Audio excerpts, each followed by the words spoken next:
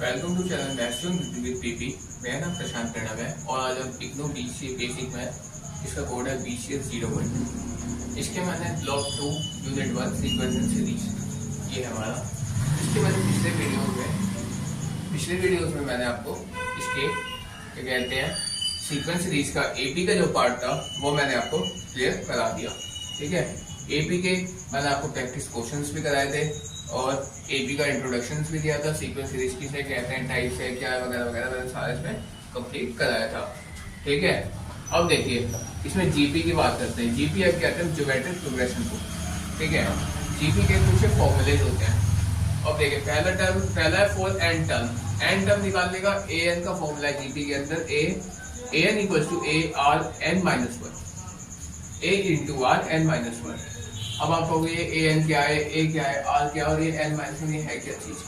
तो मैं आपको ये कुछ टर्म्स बताता हूँ। पहले ए एन कहते हैं हम लास्ट टर्म ऑफ जीपी को, ए कहते हैं हम फर्स्ट टर्म, आर कहते हैं हम कॉमन रेशियो, ठीक है, और एन कहते हैं नंबर ऑफ टर्म्स और एस एन कहते हैं सम ऑफ एन टर्म।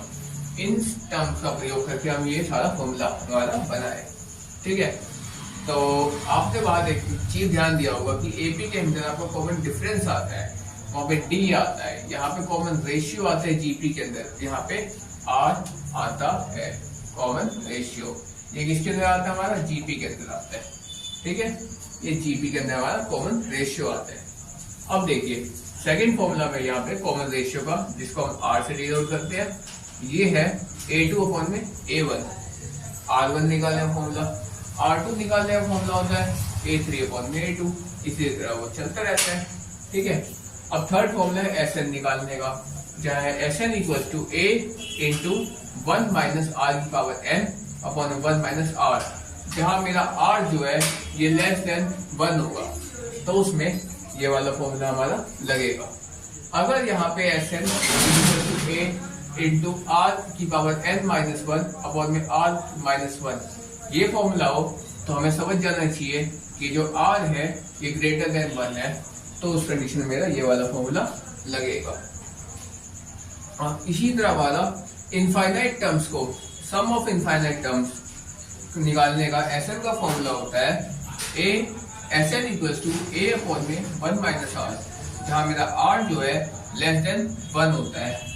अब मेरा अगर R ग्रेटर देन 1 हो तो उस कंडीशन में ये फॉर्मूला आता है SN equals to A upon में R माइनस 1। ये मेरा सम ऑफ इनफाइनाइट टर्म्स निकालने का फॉर्मूला होता है। तो ये जो 6 फॉर्मूले हैं ये मेन हमारा जीपी के फॉर्मूले सारे हैं। मैंने आपको यहाँ जीपी के फॉर्मूले के बारे में बताया। अब मैं आपको प्रैक्टिस कुछ क्वेश्चन से करा देता हूँ कि किस तरह के क्वेश्चन हमारे एग्जाम में आते हैं। ठीक है,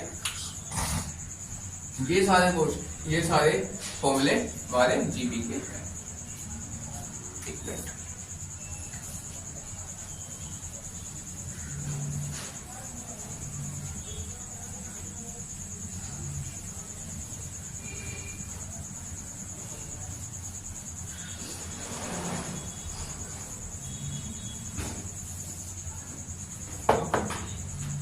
ये देखिए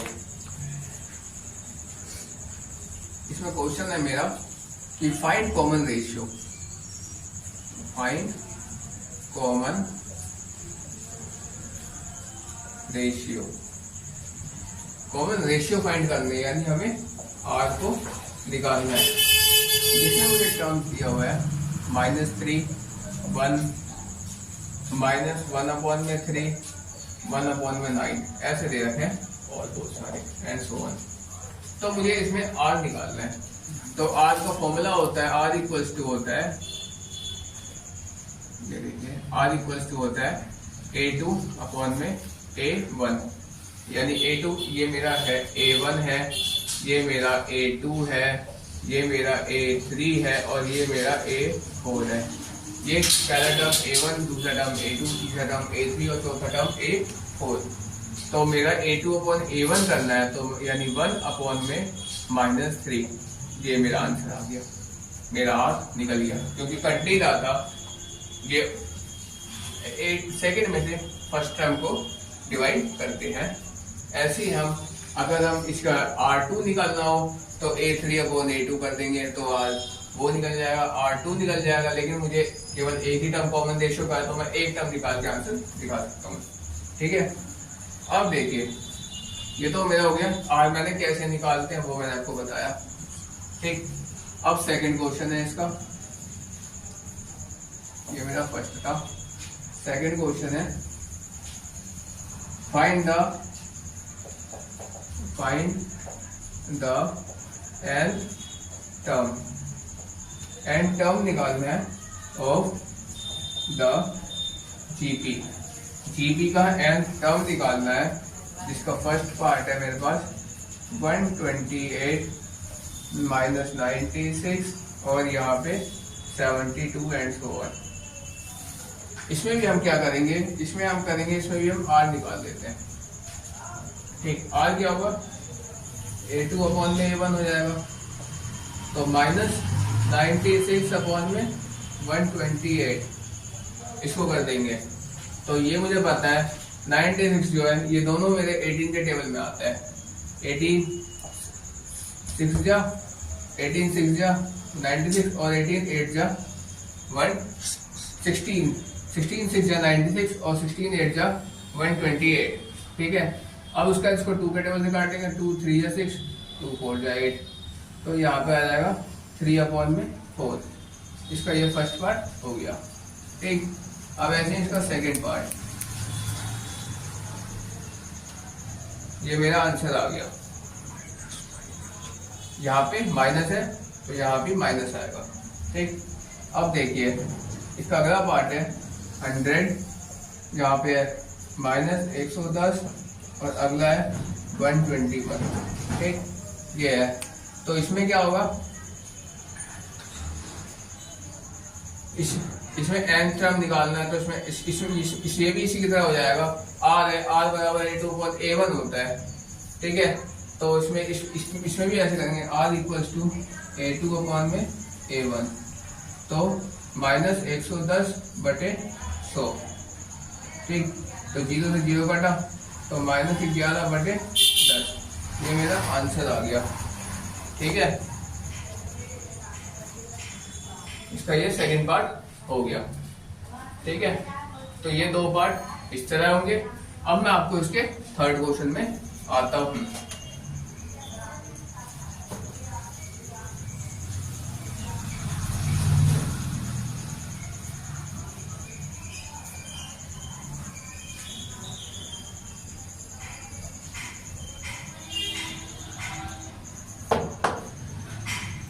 इसका थर्ड क्वेश्चन है, ये थोड़ा इंपॉर्टेंट है, वो तो बेसिक क्वेश्चन थे उसके। ठीक है, अब इसके थर्ड क्वेश्चन थोड़ा इंपॉर्टेंट है, इसको आप ध्यान दीजिएगा।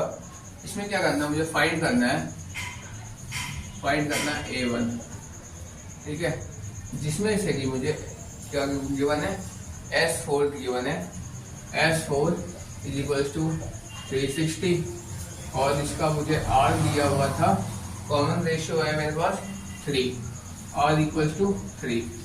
और अगला है एंड, अगला है इसमें S6 दिया हुआ है 1365, S6 इक्वल्स टू 1365 और मुझे R है इसका गिवन है, इसमें R दे रखा है मुझे 4, R इक्वल्स टू 4। ठीक, तो ये क्वेश्चन है, मुझे A1 निकालना है, S4 गिवन है, R गिवन है। ऐसे ही अगला इक्वेशन में S6 गिवन है और R गिवन है। मुझे दोनों के एक बार S4 और R का प्रयोग करके मुझे एक बार A1 निकालना है, इन दोनों यूज करके, और एक बार मुझे इन दोनों का यूज करके फिर मुझे A की वैल्यू निकालनी है, यानी A की दो अलग अलग वैल्यू आएंगी। ठीक है, अब देखिए, अब हम एक्शन का फॉर्मूला लगाते हैं। एक्शन इक्वल्स टू क्या होता है, मैंने आपको उसमें तीसरे फॉर्मूले में बताया था, A इंटू 1 माइनस R की पावर n अपॉन में 1 माइनस R। ठीक है, ये फॉर्मूला इसमें लगेगा। ठीक है, अब मैं क्या करता हूँ, मैं लेट करता हूँ, यहाँ पे लेट क्या करा कि जो A है, A is equal to S4 मान लेता हूँ, क्योंकि A तो मुझे गिवन नहीं है ना, इसलिए मैं A को S4 थोड़ी देर के लिए मान लेता हूँ। तो इस कंडीशन में क्या होगा, ये Sn है, अगर ये इसके साथ अगर इस तरफ आएगा बराबर के, तो ये आ जाएगा डिवाइड में। तो ये हो जाएगा S N by A is equal to 1 minus R की पावर एन अपॉन में 1 माइनस आर। ठीक है, अब हम क्या करेंगे, हम इसको रिवर्स कर देंगे, रेसिप्रोकल कर देंगे दोनों तरफ को। ठीक, तो ये हो जाएगा ए अपॉन में S N is equal to 1 minus R की पावर एन अपॉन में 1 माइनस आर। ठीक है, यहाँ पे एन यहाँ पे आएगा, सॉरी रिवर्स करते हैं। ठीक, तो इसको हमने यहाँ रिवर्स कर दिया। अब हम क्या करेंगे, ये ए इसको इधर ही रख लेते हैं क्योंकि मुझे क्या करना है, फाइंड ए करना है, इसीलिए ए हम इधर ही रख लेते हैं। एस एन को इधर ले आते हैं, एस एन। अब क्या था यहाँ पे 1 माइनस आर अपॉन में 1 माइनस आर की पावर एन। ठीक, अब ए को क्या था, S4 माना था, तो यहाँ पे मैं S4 लिख सकता हूँ। तो मैं यहाँ लिखूंगा A is equal to S4 1 minus R upon में 1 माइनस आर की पावर एन। इतना लिख दिया। पहले मुझे इतना कैलकुलेट करना पड़ेगा, अब उसके अंदर सोल्यूशन करके दिखाता हूँ। अब एक ए मुझे निकालना था, तो मैं यहाँ पे ए ही लिखता हूँ। ए इज इक्वल टू S4 क्या है मेरे पास 360। ठीक है, इंटू 1 माइनस आर कितना है मेरे पास 3 अपॉन में 1 माइनस आर की पावर एन। आर कितना है मेरे पास 3 और एन क्या है मेरे पास 4। ये जो 4 है ये मेरा एन है।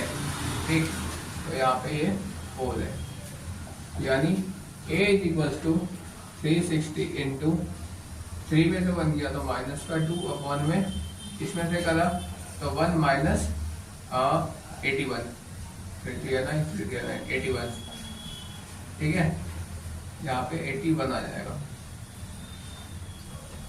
अब ये हो जाएगा 360 इंटू -2 अपॉन में माइनस में 80, माइनस से माइनस कैंसिल। अब इसको सॉल्व कर देंगे, इससे ये कट गया, 2 से काटे 4, और 4 को काट दिए 36 से तो 9।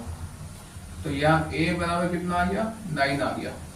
ठीक, ये मेरा आंसर आ गया, ए बराबर 9।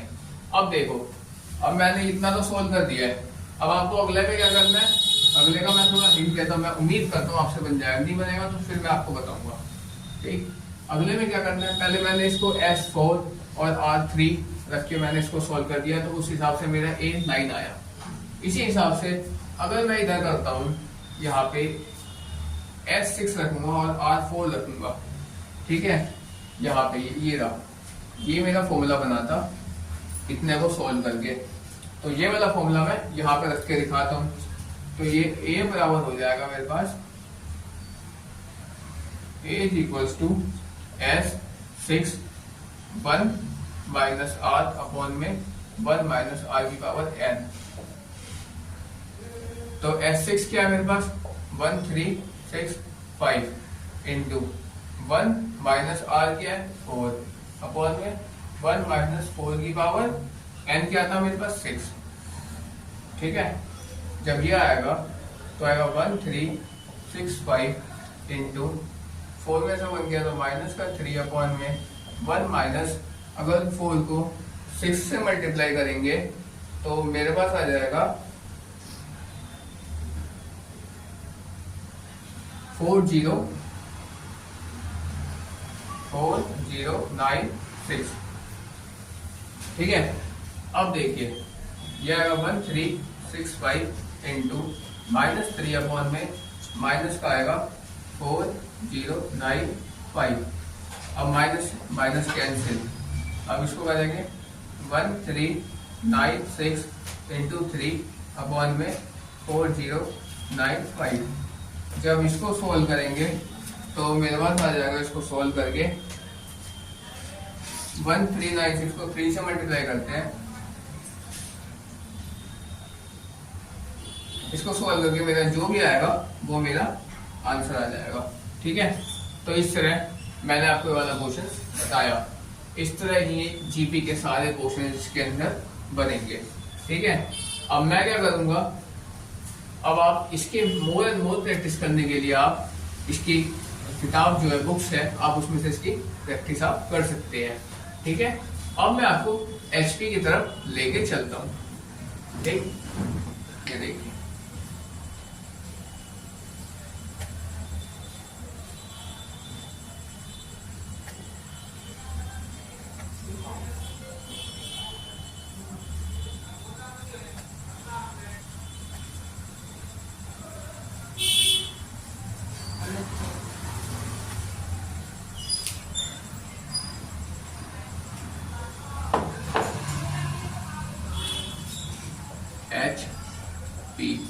एचपी कहते हैं हम हार्मोनिक प्रोग्रेशन।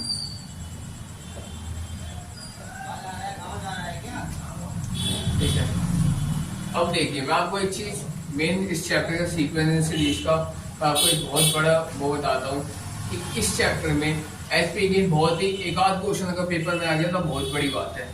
वैसे आपको एपी और जीपी ही आता है, तो आपको एपी और जीपी पे ज्यादा ध्यान देना है, और एपी जीपी एग्जाम के पॉइंट ऑफ व्यू से इम्पोर्टेंट है। एचपी आप मतलब थोड़ा नॉर्मल रहता है ये। अब देखिए इस पे कुछ फॉर्मूला है, जैसे इसका पहला फॉर्मूला है for n term. N term निकालने का एचपी का फॉर्मूला होता है a n is equal to 1 upon में a plus n minus 1 into D.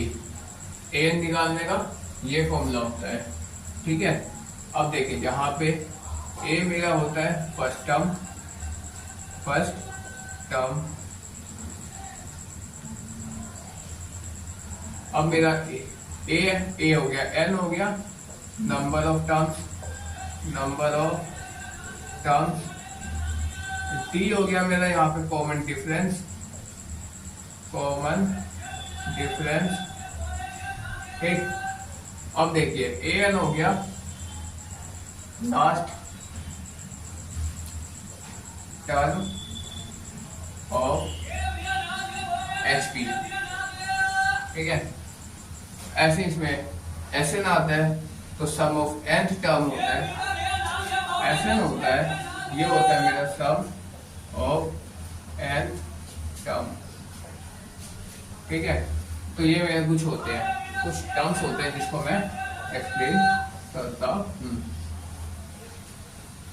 अब आपको एक चीज याद रखना है कि एपी के अंदर आपका डी आता है, कॉमन डिफरेंस आता है। एचपी के भी अंदर आपको डी आता है यानी कॉमन डिफरेंस आता है, लेकिन वही जीपी के अंदर यहाँ पे आपको कॉमन रेशियो आता है, बाकी सारे टर्म्स इसके सेम रहते हैं तीनों के अंदर। ठीक है, तो ये एन निकालने का ये फॉर्मूला हो गया। अब देखिए सेकंड फॉर्मूला होता है सम ऑफ nth टर्म, यहाँ पे लिखते हैं for sum of nth term. nth term निकालने यानी एसएन निकालने का फॉर्मूला होता है यहाँ पे 1 अपॉन में डी अपॉन में 2a plus 2 into N minus 1, 2 into N minus 1 into D upon में यहाँ पे आ जाएगा 2a माइनस डी। ये मेरा फॉर्मूला हो जाता है। यहाँ ये दो ही फॉर्मूला होते हैं, एक ए एन का और एक एस एन का। ठीक है, अब इसमें एच पी यहाँ पे आपके फॉर्मूले कंप्लीट होते हैं। ठीक है, अब एच पी के कुछ क्वेश्चंस होते हैं वो मैं आपको बताता हूँ।